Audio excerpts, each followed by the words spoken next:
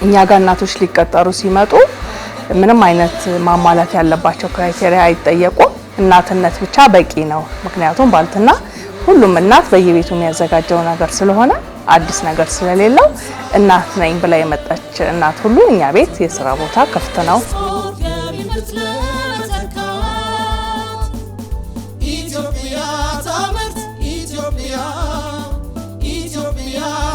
እኔ ጥራቴን ያመነ ከስተመር ብቻ ይበቃኛል።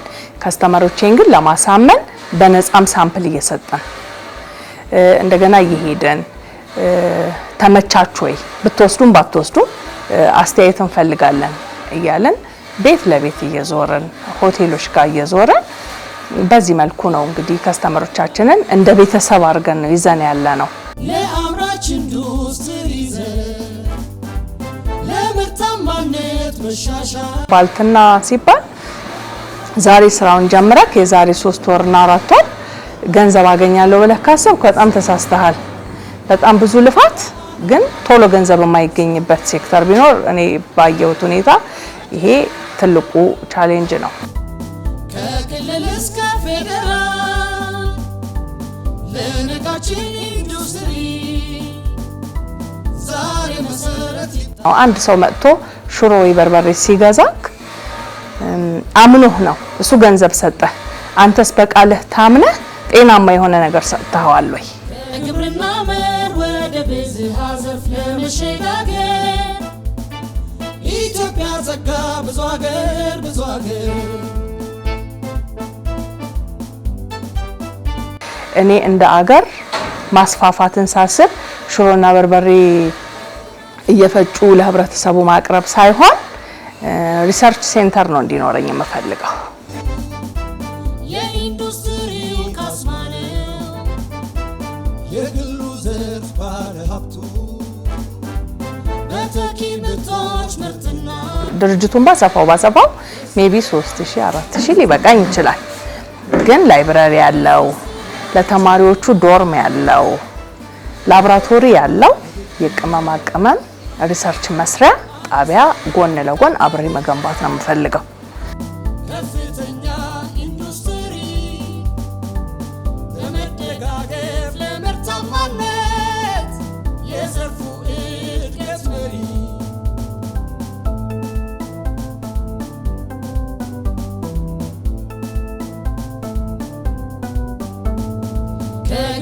ውጪ ላይ ባየሁት መሰረት ለአገሬ የተመኘሁትን የጓጓሁትን ማምጣት ስላለብኝ ኤልሳ ነበረች፣ ኤልሳ ስራ ሰራች፣ ባልትና ላይ ተሰራ ነበር፣ ኤልሳ አለፈች እንዲባል አልፈልግም።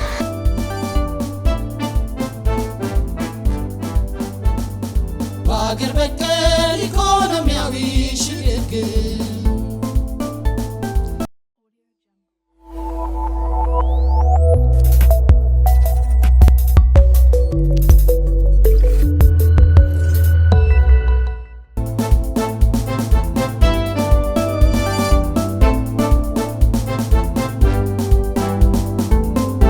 ስሜ ኤልሳ ሀብቴ ይባላል።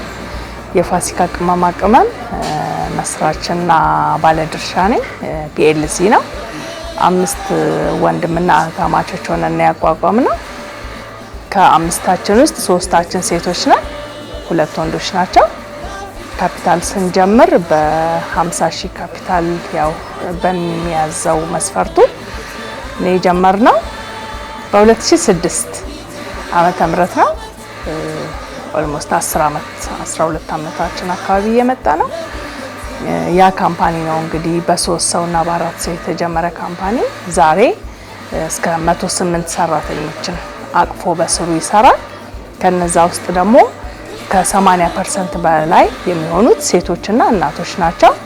ምክንያቱም ስራው የሚፈልገው ሴቶችንና እናቶችን ስለሆነ ባልትና ስለሆነ እኛ ጋር እናቶች ሊቀጠሩ ሲመጡ ምንም አይነት ማሟላት ያለባቸው ክራይቴሪያ አይጠየቁም። እናትነት ብቻ በቂ ነው። ምክንያቱም ባልትና ሁሉም እናት በየቤቱ የሚያዘጋጀው ነገር ስለሆነ አዲስ ነገር ስለሌለው እናት ነኝ ብላ የመጣች እናት ሁሉ እኛ ቤት የስራ ቦታ ክፍት ነው። በዚህ መሰረት ደግሞ ከ5-6 ሰው ሆነን በጀመርንበት ሰዓት በዚህ በ12 አመት ውስጥ እስከ 108 ሰራተኛ ድረስ አቅፈን እየተንቀሳቀስን ያለነው። እንግዲህኛ ወደዚህ ቢዝነስ እንድንገባ የገፋፉን መጀመሪያ ቤተሰቦቻችን ናቸው። ቤተሰቦቻችን ጎጆ ኢንዱስትሪ በሚባል ደረጃ ቤት ውስጥ እናታችን 2-3 ሰራተኞችን በመያዝ በርበሬ ገዝታ ቤቷ ውስጥ አስቀንጥሳ ፈጭታ በሻማ እየታሸገ ይሸጡ ነበርና እኔ ደግሞ የቤቱ ትልቅ ልጅ ስለነበርኩኝ ሁሉ ጊዜ ከእናቴ ስር እያልኩ ስለሆነ ያደኩት ሙያውን ለመቅሰም እሱ ትልቅ ነገር እርቶኛል። እናቴም ደግሞ እንደዛ ስትሰራ በጥራት ቤት ውስጥ በጓዳዋ ስታዘጋጅ ስለሆነ ያየሁት በጥራት መስራት ምን ያክል ከስተመር ጋር ደርሶ እንደሚያስመሰግን በእናቴ ሰዓት ያየሁበት መንገድ ስላለ እኔም ያንን ራዕይ ይዤ ሰፋ አድርገን በፋብሪካ መልክ ሰርተን ግን ጥራቱን ልክ ቤት ውስጥ እናቶቻችን በጓዳቸው እንደሚያዘጋጁት አርጎ ለማዘጋጀት ያው ቻሌንጆቹ እንዳሉ ይታወቃሉ። ግን ያየሁት ከቤት ውስጥ ሲጀመር በጥራት መስራትን ስለሆነ እኔም ያንን ጥራት የያዘውን ስራ ነው ወደ ማስፋት ወስጄ አሁን ጥሩ ከስተመሮች ይዤ መቀጠል ያለሁትና ጥራት የሚለው ራዕዩም ከቤተሰብ የተወሰደ።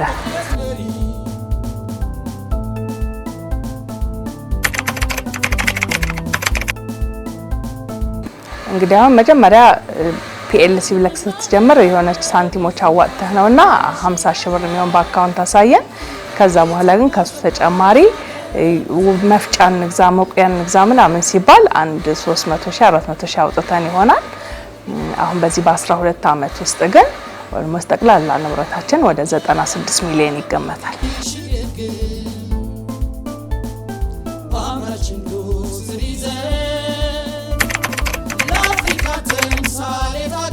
አንደኛ እንግዲህ እኛ እናመርታለን እንደ ፋብሪካ ስለሆነ ካመረትኩ በኋላ ገበያ ላይ ወስደክ ያንን ያመረትከውን ነገር ወደ ገንዘብ መቀየር ነው ትልቁ ቻሌንጅ ሆኖ የሚገጥምህና በጥራት ስታመርት ወጪውን በዛው ልክ ይጨምራል። ስለዚህ ዋጋ ተወዳዳሪ ለመሆን ወደ ገበያ ስንወጣ ተወደደ የሚባል ነገር ይኖራል። ስለዚህ ምንድነው ያደረኩት እኔ ጥራቴን ያመነ ከስተመር ብቻ ይበቃኛል። ከስተመሮቼን ግን ለማሳመን በነፃም ሳምፕል እየሰጠን እንደገና እየሄደን ተመቻችሁ ወይ ብትወስዱም ባትወስዱም አስተያየት እንፈልጋለን እያለን ቤት ለቤት እየዞርን ሆቴሎች ጋር እየዞርን በዚህ መልኩ ነው እንግዲህ ከስተመሮቻችንን እንደ ቤተሰብ አድርገን ነው ይዘን ያለ ነው። ከቀመሱ በኋላ ምናልባት የማይወስዱት ቴስት ሊሆን ይችላል። እናንተ አልወደዳችሁትም ይሄንን ቴስት ወፍጮ እጃችን ላይ ነው፣ ቅመሙ እጃችን ላይ ነው። በምን አይነት ፎርሙላ እንዲዘጋጅላችሁ ትፈልጋላችሁ? ኦርደር አድርጉ፣ ችግር የለም ይዘጋጃል እያለን ጥራታችንን አስጠብቀን የከስተመሮቻችንን ፍላጎት በማሟላት ነውና እዚህ ጋር የደረስነው። ዝም ብሎ አልጋ ባልጋ የሚባል ሂደት የለም። ስራው ደግሞ ባልትና ሲባል ዛሬ ስራውን ጀምረክ የዛሬ 3 ወርና 4 ወር ገንዘብ አገኛለሁ ብለህ ካሰብክ በጣም ተሳስተሃል። በጣም ብዙ ልፋት ግን ቶሎ ገንዘብ የማይገኝበት ሴክተር ቢኖር እኔ ባየሁት ሁኔታ ይሄ ትልቁ ከመንግስት ይሄ ቢደረግልን የምንለው ነገር እንግዲህ 10 አመት የሞላው የመሬት ጥያቄ አለ ማስፋፊያ። ይሄን ተከራይተን ነው የምንሰራው። ጀሞ ደግሞ 240 ካሬ በመንግስት የተሰጠን ሼድ አለ። እዛም ላይ ሰሚ ፕሮሰስ እንሰራለን። ፋይናል ፕሮዳክት እዚህ ነው የሚሰራው። እንደዛም ሆኖ ብቁ አይደለም። ማስፋፊያው ሙሉ በሙሉ ሊፈጸም ከሆነ የኛ ራዕይ እዚህ ጋር ሽሮና በርበሬ መሸጥ ብቻ አይደለም። ኢትዮጵያ እንደ ኢትዮጵያ በጣም ብዙ ቅመማ ቅመምን የምታመርት ሀገር ሆና ያለ ግን አንድም የስፓይስ ሴክተር ተብሎ ስለ ስፓይስ የምታይበትም እውቀት የምትገበይበትም ምንም ነገር የለም። በተሞክሮ እኔ ብዙ ሀገሮች ሄጃለሁ ልምድ ለመቅሰም። ህንድ ሄጃለሁ። ህንድ እንግዲህ ዓለም ላይ ታወቀች ናት በቅመማ ቅመም። ህንድን ሄጃ አመራረቷን አይቻለሁ። ሲስተሙ እንዴት እንደተዘረጋ አይቻለሁ። ሆላንድ ሄጃለሁ፣ ጋና ሄጃለሁ። ብዙ ቦታ ዞሮ የማየት እድሉ ነበረኝና እኛ ሀገር ላይ ስመጣ በጣም አዝናለሁ። ሆላንድ የሚሰራው የቅመማ ቅመም ሲስተምና እኛ ጋር ሲመጣ እኛ የዚህ ሁሉ ቅመማ ቅመም ባለቤት ሆነ እሷ ደግሞ አገሯ ላይ ምንም አይነት ቅመም ሳታመርት ኢምፖርት በምታደርገው ቅመም የምታመርተው ምርትና ትልቁ ሽያጭ እዛ መሆኑን ስታይ እኛ ምን እየሆነን ነው እኛ ያንቀላፋን ነው የሚለው ነገር ሁሉ ጊዜ ያሳስበኛል። አብዛኞቹ ኤክስፖርተሮች የኛ ሀገሮቹ ጥሬ ዕቃ ነው የሚልኩት። ቡናም ላይ ብትሄድ ጥሬ ቡና ነው በብዛት የሚወጣው እንጂ ቫልዩ አድ ተደርጎ አይደለም። ልክ እንደ ቡናው ቅመሞቻችንም ጥሬ ቅመም ነው ኤክስፖርት የሚደረገው። እዛ ከሄደ በኋላ ግን ቫልዩ አድ ተደርጎ በጣም በሚያሳፍር ሁኔታ ተመልሶ እኛ ሀገር ላይ ሲሸጥ ታገኘዋለህ ያንኑ ምርትና እኛ መስራት አቅቶን ነው ወይ ምንድነው የቸገረን ነገር? ስለዚህ እኔ እንደ አገር ማስፋፋትን ሳስብ ሽሮና በርበሬ እየፈጩ ለህብረተሰቡ ማቅረብ ሳይሆን ሪሰርች ሴንተር ነው እንዲኖረኝ የምፈልገው። የዩኒቨርሲቲ ተማሪዎች ተምረው ግብርና ላይ ወደዚህ ስራ መግባት ቢፈልጉ የባልትናን ወደ ምግብነት ቀይሮ ፈጭቶ የማቅረቡን ጉዳይ የት ሄደው ጥናቱን ይሰራሉ? የላቸውም። የቤክፍላ ሀገር ልጅ ሊሆን ይችላል ይሄንን ጥናት ማጥናት የሚፈልገው አዲስ አበባ መጥቶ ፓስተር ላይ ምናምን ወይ ሳይንስና ቴክኖሎጂ ላይ ላብራቶሪ ሊያገኝ ይችላል። ግን የት አድሮ ነው የሚሰራው? ምን ተመግቦ ነው የሚሰራው? የገበሬ ልጅ ነው እና ያንን ሁሉ ያማከለ ዩኒቨርሲቲን አካቶ ምርቴን እያመረትኩኝ በጎን እየሸጠ በዛ ጋር ደግሞ ለተተኪ ትውልድ ዩኒቨርሲቲ እንዲቋቋም ነው እንጂ የምፈልገው ዝም ብሎ የኔ እህል በርበሬና ሽሮ ሸጦ ማለፍ አይደለምና። ስለዚህ የኛ የቦታ ጥያቄ ፋብሪካ ለማስፋት ተብሎ ይጠየቃል። ፋሲካውን ድርጅቱን ባሰፋው ሜቢ 3000 4000 ሊበቃኝ ይችላል። ግን ላይብራሪ ያለው ለተማሪዎቹ ዶርም ያለው ላብራቶሪ ያለው የቅመማ ቅመም ሪሰርች መስሪያ ጣቢያ ጎን ለጎን አብሬ መገንባት ነው የምፈልገው። ውጪ ላይ ባየሁት መሰረት ለአገሬ የተመኘሁትን የጓጓሁትን ማምጣት ስላለብኝ ኤልሳ ነበረች፣ ኤልሳ ስራ ሰራች፣ ባልትና ላይ ተሰራ ነበር፣ ኤልሳ አለፈች እንዲባል አልፈልግም። እሰራለሁ፣ ገንዘብ አገኛለሁ፣ ቤተሰቤን አስተዳድራለሁ። ግን ኤልሳ ለኢትዮጵያ ምን አበርክታለፈች የሚባለውን ነገር ስለሆነ የሚያጓጓኝ የቦታ ጥያቄ አለኝ። የቦታ ጥያቄ ከተመለሰልኝ ህልሜን አሳካለሁ። ባልትናውን ሴክተር ላይ እንቀላቀላለን የሚሉ ወጣቶች ወንድሞች እህቶች ካላችሁ ገንዘብን ሳይሆን ማስቀደም ስራውን መውደድ ነው። ስራውን ከወደድከው አክብረህ ትሰራዋለህ።